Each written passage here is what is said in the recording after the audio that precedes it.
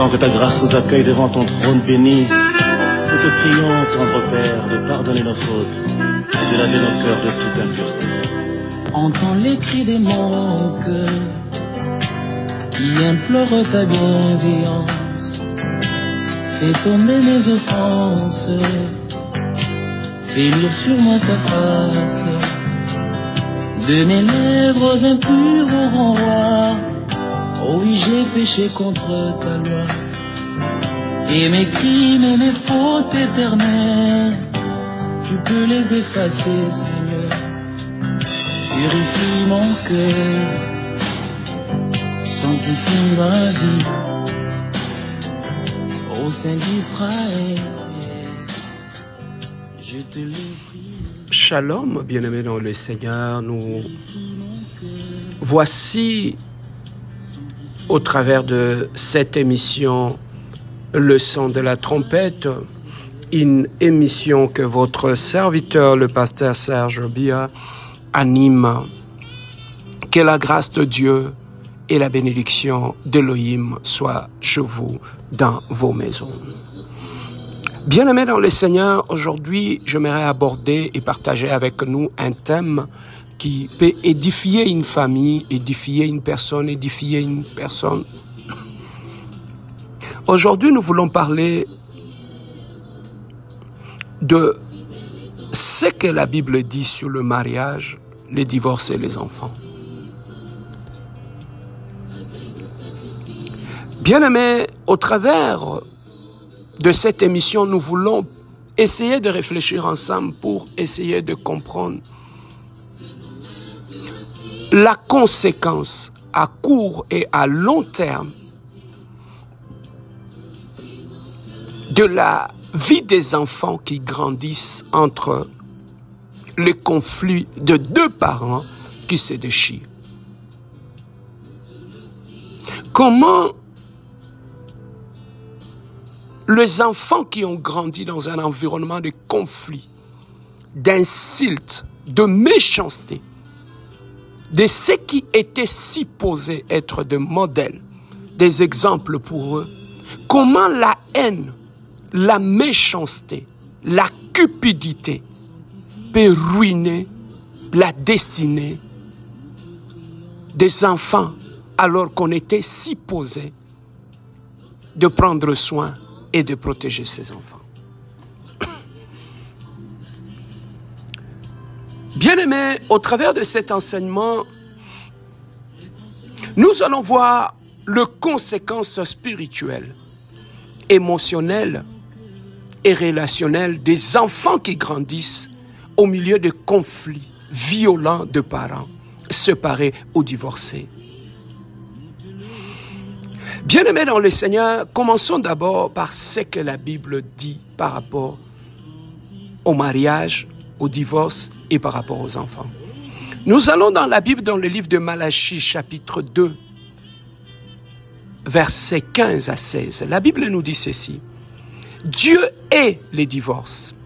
Il est celui qui couvre de violence le vêtement de sa femme.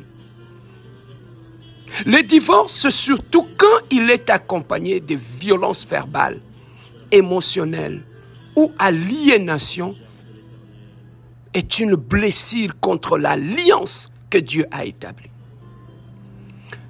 Bien-aimés, les enfants sont les premières victimes de la rupture de cette alliance. Lorsque nous sommes dans Matthieu chapitre 19, verset 6, la Bible nous dit ceci. C'est que Dieu a joint, que l'homme ne les sépare pas. Quand le parent se sépare dans la haine, il brise non seulement, bien-aimé dans le Seigneur, l'alliance, mais aussi la sécurité spirituelle et émotionnelle de leurs enfants. Et bien-aimé, là où le parent brise cette alliance-là, qu'est-ce qui arrive lorsque l'environnement qui devait être un environnement de sécurité, d'amour, d'affection, devient un terrain de bataille, de haine, de coups bas et de méchanceté. Bien-aimés, parmi les conséquences sur les enfants, ce qui les arrive dans l'âge adulte. Souvent, quand cela se passe, le parent ne se rend pas compte qu'ils sont en train de s'aimer une sémence dans la vie de leurs enfants. La Bible nous dit tout ce que l'homme aura sémé, il les moissonnera. Beaucoup de gens aujourd'hui, bien-aimés dans le Seigneur, sont en train de récolter ce que le parent, dans leur égoïsme, dans leur méchanceté, dans leur haine, ont sémé dans la vie de leurs propres enfants. Bien-aimés, la Bible et les études psychologiques concordent sur le blessure profonde. Nous allons voir ensemble les domaines qui sont touchés, leurs conséquences à l'âge adulte. Et à la fin, je vous donnerai aussi des références bibliques. Bien-aimé, un enfant qui a grandi dans un environnement de conflits, d'insultes, de méchanceté entre les deux parents. La première des choses, sa confiance. Et ses relations sont touchées. Là où la confiance et les relationnels est touchée, la peur de l'abandon s'installe. Les difficultés à faire confiance s'installent. Et cet enfant-là, automatiquement, devient aussi un élément qui va reproduire l'environnement dans lequel il a vécu. Parce que nous sommes aussi le fruit de l'environnement d'où nous avons vécu. Voilà pourquoi, en âge adulte, on a aujourd'hui des adultes qui ont du mal aujourd'hui à faire confiance et à maintenir de bonnes relations tout autour d'eux. Tu vas lire ça dans Proverbe 17, verset 17, ou dans Jean chapitre 13, verset 34. Bien-aimé, un enfant qui a grandi dans un environnement de chaos, d'insultes entre les deux parents, même son identité sera touchée. Et une fois cet enfant sera grand, qu'est-ce qu'on va constater en lui? Il y aura un problème de confusion d'identité. D'un sentiment de ne pas être aimé. Bien aimé, c'est un enfant qui va grandir. Il sera instable émotionnellement, psychologiquement. Parce qu'il a été perturbé depuis son enfance auprès de ses propres parents. Psaume 139. Verset 13 à 14. Bien-aimé, un enfant qui a grandi dans cet environnement, on trouvera chez lui à la fois la colère et l'amertume. Le cœur de cet enfant, bien-aimé en âge adulte, ça sera un cœur rempli de rancune et un esprit de vengeance. C'est un enfant qui aura du mal à pardonner. C'est un enfant qui va développer la dureté de cœur, l'insensibilité et la méchanceté. Voilà pourquoi dans notre société, aujourd'hui nous sommes environnés par des hommes monstres, des femmes monstres qui n'ont plus de cœur et qui détruisent tout autour d'eux. Aujourd'hui, toutes les conséquences que nous voyons, de divorces, de problèmes dans des couples, ça vient de l'environnement aussi, où l'enfant a grandi. Parce qu'il a le modèle qu'il a eu de ses parents, un modèle d'insulte, d'humiliation, de coups bas, c'est ça ce qu'il va reproduire dans son mariage. Voilà pourquoi aujourd'hui, dans nos mariages, nous avons des monstres, des hommes et des femmes sans cœur. Tu le trouveras, bien-aimé, dans Ephésiens chapitre 4, 31 à 32, ou dans Hébreux chapitre 12, verset 15. Bien-aimé, un enfant qui a grandi dans cet environnement où le père est humilié, où constamment la mère était en train d'humilier le père, d'insulter le père, de détruire l'image du père dans la vie de l'enfant. Cet enfant, quand il grandit, même l'image qu'il aura de Dieu, le père, sera touché. Donc à la fois la maman ne touche pas que le père, il touche même la spiritualité de son enfant. Voilà pourquoi beaucoup d'enfants aujourd'hui ont du mal à s'attacher à Dieu. Pourquoi? Parce que l'image qu'ils ont du père, lorsqu'ils le transposent à Dieu, ça ne marche pas. Bien aimé, ces enfants-là, une fois grands, ils auront la difficulté à voir Dieu comme un père aimant. Parce que le modèle que la maman lui a montré, c'est un père monstre. Voilà pourquoi beaucoup de gens aujourd'hui, quand bien même ils vont dans l'église, mais ils ont du mal à fonctionner avec Dieu comme un père. Parce que le modèle qu'ils ont eu de la famille est un modèle pratiquement détruit. Romains, chapitre 8, verset 15. 1 Jean, chapitre 3, verset 1. Un enfant qui a grandi dans cet environnement d'hostilité, bien-aimé dans le Seigneur, le côté mariage et famille dans la vie de cet homme sera touché. Cet enfant, bien-aimé dans le Seigneur, quand il sera grand, il va reproduire l'image de la famille d'où il vient. Il va reproduire les schémas qu'il a acquis de l'environnement de ses parents, d'où les divorces et les conflits. Où il y en a d'autres pratiquement, à cause de ce qu'il a vu chez ses parents, il a peur de s'engager, de se marier. Il y en a beaucoup de gens bien-aimés dans le Seigneur qui ont été victimes de ce genre d'environnement. Aujourd'hui, ne croient plus au mariage.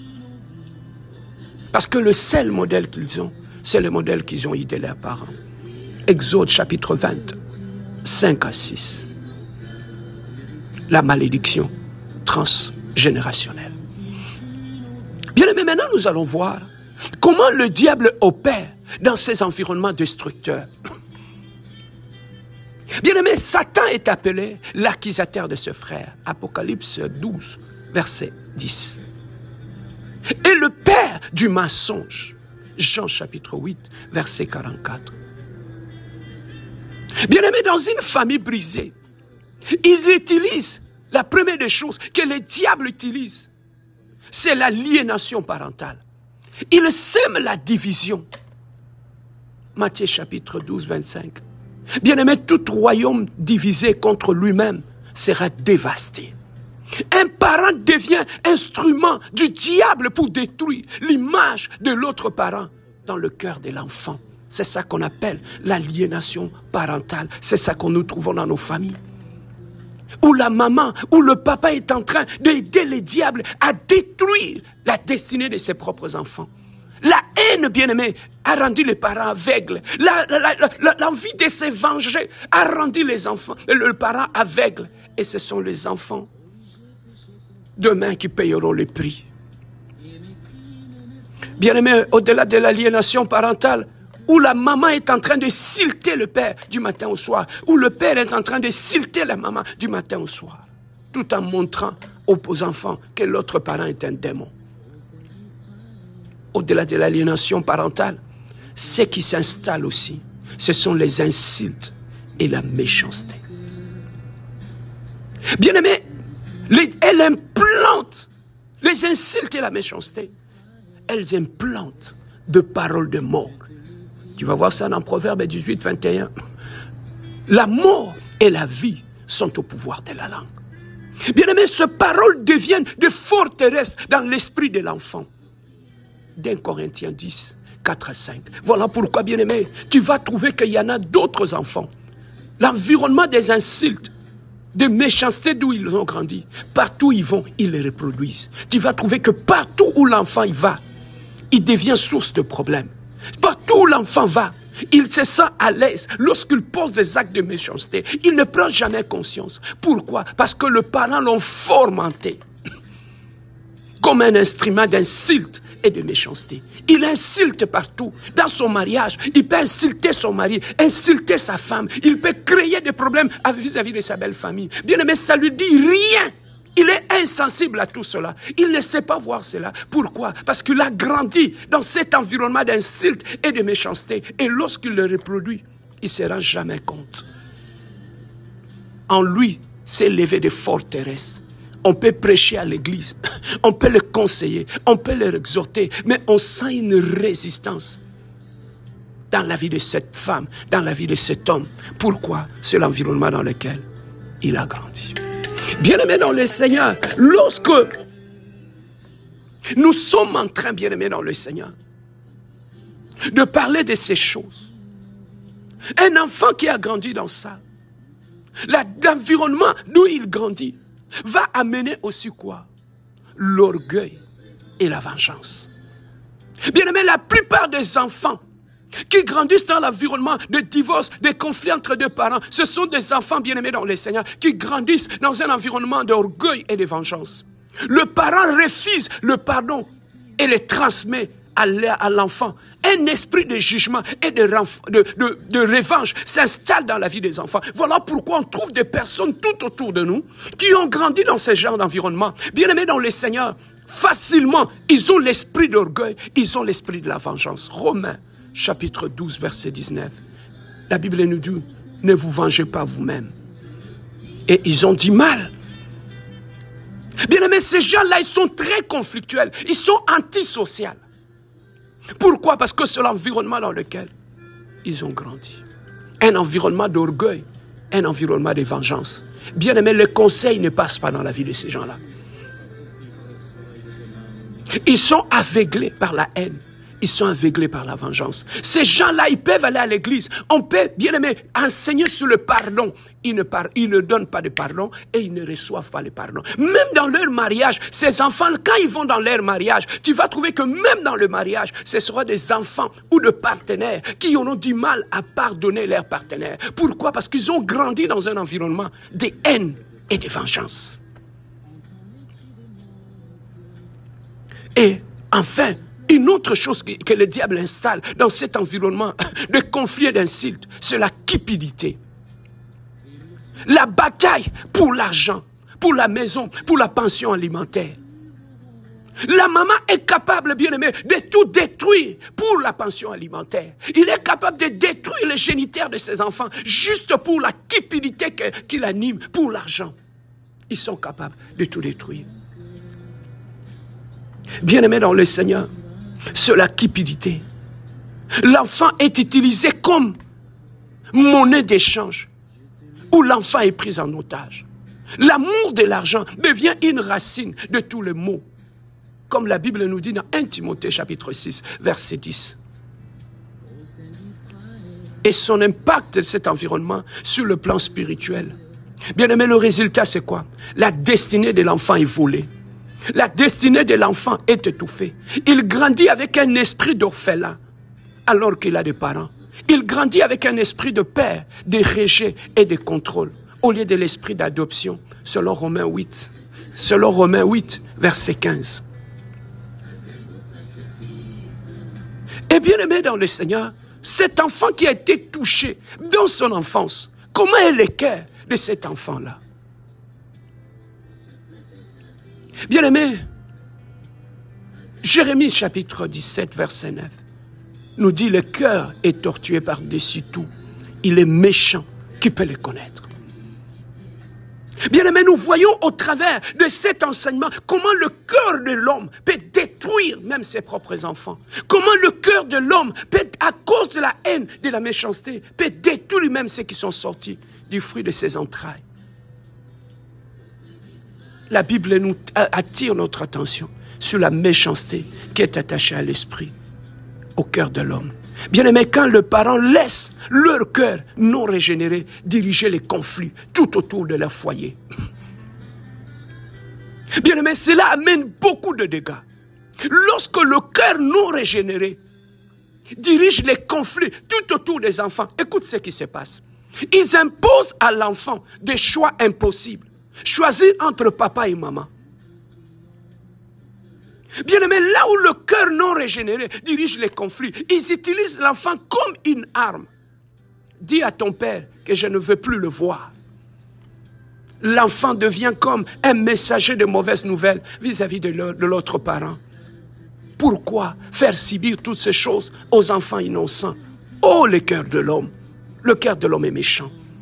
Bien-aimé, là où le cœur non régénéré dirige les conflits, ils enseignent sans le vouloir que l'amour est conditionnel, que la loyauté se gagne par la haine de l'autre. Donc les enfants pour eux, pour gagner l'estime ou l'amour de maman, on doit montrer à maman qu'on a de la haine pour le père. Et pour gagner de l'estime chez le père, on doit montrer à papa qu'on a de la haine pour la mère. Voilà, bien aimé, l'environnement dans lequel ces enfants grandissent. Et tout cela aura comme résultat, le blessure s'écrée, des racines d'amertume s'installent Tu vas voir ça dans Hébreux 12, 15. Bien-aimé, tout cela va contaminer la vie future des enfants. Mais maintenant, pour finir, toi qui as suivi, qui es victime de cet environnement, tu t'es retrouvé peut-être. Mais comment, pasteur, être guéri quand on a grandi dans un tel environnement? Bien-aimé, sachez, j'ai une bonne nouvelle pour toi. La guérison est possible. Dieu est le Père des orphelins et le défenseur des opprimés. Selon Psaume 68, verset 8.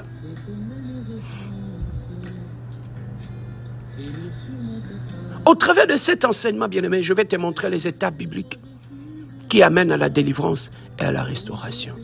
La première des choses, bien-aimé, tu dois reconnaître la blessure et le pardon. La Bible nous dit, supportez-vous les uns les autres, et si l'un a un sujet de se plaindre de l'autre, pardonnez-vous réciproquement. Pardonnez comme Christ vous a pardonné, selon Colossiens chapitre 3, verset 13. Bien-aimé, commencez d'abord. Si tu veux vivre la restauration, si tu veux sortir de cette prison, la première des choses, on ne peut pas sortir de là sans le pardon. Commencez d'abord par pardonner à ses parents. Bien-aimé, demander pardon, c'est un acte de la volonté, pas un sentiment. Tu dois prendre la décision de pardonner d'abord à tes parents qui t'ont fait subir toutes ces choses-là. La deuxième des choses, tu dois renoncer au mensonge implanté. Donc le mensonge qu'on a planté dans ta tête, tu dois d'abord te débarrasser de cela. Parce que ça peut être des forteresses qui t'empêchent d'ouvrir la porte vers la restauration. Le mensonge qu'on t'a fait accepter, ou toi-même tu as accepté, en te disant, peut-être je ne suis pas aimable, où tous les hommes et toutes les femmes sont comme ça, que ma destinée est ainsi. Non, bien-aimé dans le Seigneur. La Bible nous dit, je connais le projet que j'ai formulé pour vous, le projet de bonheur et non de malheur. Voilà pourquoi, dans la prière de notre Père, on nous dit que ta volonté soit faite sur la terre comme au ciel. Bien-aimé, au ciel, Dieu n'avait pas destiné que ta vie soit ainsi. Mais tu as été victime de l'erreur de 2 personnes. Mais au-delà de parents qui sont simplement des gestionnaires dans ta vie, il y a un Dieu qui t'a créé. Il y a un Dieu qui a une destinée pour toi. Enlève dans ton cœur l'envie de te venger pour avoir la paix. Remplacer la vérité qu'il y a dans ta tête par la parole de Dieu. Selon Jean 8, 32. Bien-aimé dans le Seigneur, tu dois accepter de recevoir l'amour que tu n'as pas eu de tes parents. Tu dois maintenant accepter de le recevoir, l'amour de Dieu. Oui, bien-aimé, Dieu t'aime. Dieu t'aime tel que tu es. Mais Dieu a un plan pour toi. Psaume 27, verset 10. Car mon père et ma mère m'abandonnent, mais l'Éternel me recueillera. Bien-aimé, Dieu ne peut jamais t'abandonner. Dieu a toujours un plan. Tu peux échouer dans ton éducation. Tu peux échouer au milieu de tes 2 parents. Mais Dieu a toujours un plan pour toi, bien-aimé dans le Seigneur. Tu dois croire au plan de l'Éternel. Éphésiens chapitre 3, versets 17 à 19. Bien-aimé dans le Seigneur, connaître l'amour du Christ qui surpasse toute connaissance. Et bien-aimé, la 4e des choses, c'est briser les liens d'âme toxiques et les malédictions transgénérationnelles. Bien-aimé, tu dois faire une prière de renoncement. Ok, au nom de Jésus-Christ, je brise tout le lien d'âme malsain avec mes parents. Je renonce à l'esprit de l'orphelin et de l'amertume, la vengeance. Je refuse que la malédiction de divorce et de la haine continue dans ma vie et dans ma descendance. Tu le brises au nom de Jésus-Christ. La 5e des choses, c'est laisser réparenter par Dieu et par des figures saines. Trouver de pères et de mères spirituelles, par exemple, bien-aimé, un mentor, un pasteur ou un couple stable qui modèle l'amour inconditionnel autour de toi. Trouve-toi un pasteur, trouve-toi une maman pasteur qui peut jouer le rôle de parent et t'accompagner dans le processus de ta guérison. Trouver un mentor qui t'accompagnera, qui te va aimer. Et la sixième des choses, se marcher dans la destinée rétablie. Bien-aimé, Dieu transforme la malédiction en bénédiction. Selon Deutéronome 23:5, beaucoup de grands hommes et de femmes de Dieu sont sortis des familles brisées. Je peux te donner l'exemple de Moïse, d'Esther, de Joseph, vendu par ses frères. Mais il n'est pas resté là, mais il est ressorti de là. Bien-aimé, en conclusion, Ésaïe 61, versets 1 à 3 nous dit, « L'Esprit du Seigneur est sur moi. Il m'a envoyé pour penser ceux qui ont le cœur brisé, pour consoler tous les endeuillés, pour leur donner une couronne au lieu de la cendre, une huile de joie au lieu du deuil, un vêtement de louange au lieu d'un esprit abattu. » Bien-aimé, Dieu ne t'abandonne pas à cause du péché de tes parents. Il veut faire de toi un chêne de justice, un réparateur de brèches, selon Ésaïe 61, verset 4. Ta douleur peut devenir ton ministère, consoler ceux qui passent par le même épreuve que toi. 2 Corinthiens, chapitre 1, verset 4. Bien-aimé dans le Seigneur, si tu écoutes ceci et que tu portes des blessures, aujourd'hui même, tu peux commencer le chemin de la guérison. Commencez, bien-aimé dans le Seigneur, en faisant cette prière. Père Céleste, je te demande pardon pour toute amertume que j'ai gardée. Je pardonne à mon père et à ma mère comme tu me l'as pardonné. Guéris mon cœur brisé. Rétablis ma destinée. Fais de moi un fils ou une fille aimé, bien-aimé et libre. Au nom puissant de notre Seigneur Jésus-Christ. Bien-aimé dans le Seigneur, voilà le travail que tu dois faire sur toi-même. Ta destinée ne s'arrête pas à l'erreur de tes parents. Bien-aimé, tu peux être celui au travers de ton expérience personnelle. Tu peux les changer.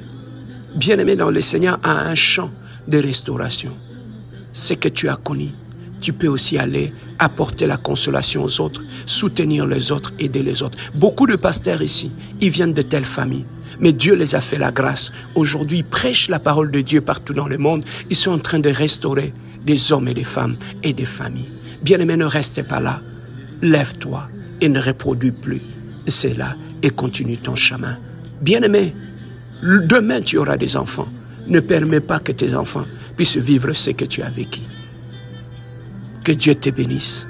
C'était votre serviteur, le pasteur Serge Biya de l'église La Compassion Divine. Si tu te retrouves dans cette situation, veuillez me contacter. Nous allons t'accompagner dans le processus de la guérison et nous allons t'accompagner en ce que tu puisses retrouver la bonne voie. Que Dieu te bénisse là où tu es.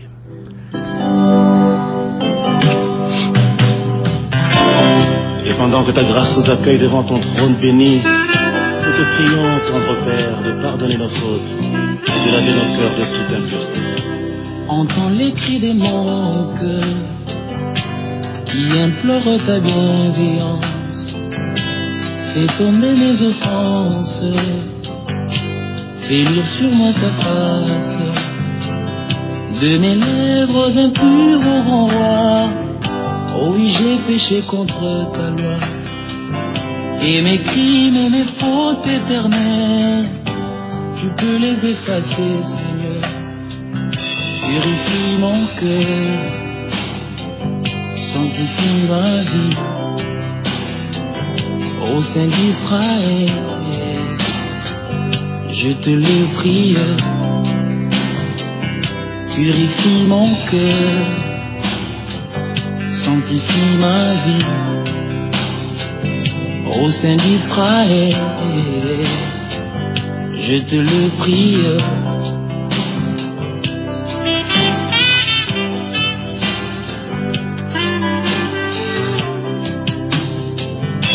Reçois notre prière, fidèle et tendre Père, pour ce précieux service, agrée nos sacrifices.